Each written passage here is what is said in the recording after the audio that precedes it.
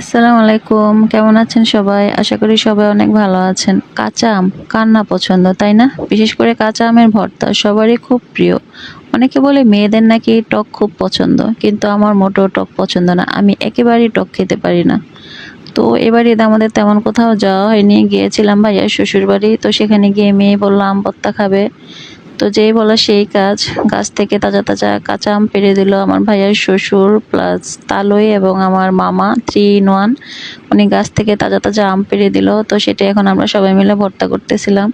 আমটা কিন্তু মোটেও টক ছিল না, কাঁচমিঠা আম ছিল, খুব মিষ্টি এবং সুস্বাদু ছিল। তো সেটাই এখন আমরা ভর্তা করতেছিলাম কাঁটা দিয়ে কেটে।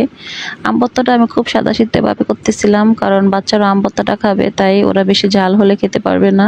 তো আমি অল্প জাল দিয়ে লেবু পাতা এবং লবণ আর চিনি দিয়ে ভর্তাটা করতেছিলাম। আম ভর্তাটা দেখে যদি কারো জিভে জল আসে তাহলে এর জন্য কিন্তু আমি দায়ী না। আর এবার কে কতবার আম ভর্তা করে খেয়েছেন অবশ্যই আমার কমেন্ট বক্সে জানাবেন, এবং আমার আম ভর্তাটা কেমন হয়েছে সেটাও আমার কমেন্ট বক্সে জানাবেন। ভালো থাকবেন, সুস্থ থাকবেন, আল্লাহ হাফেজ।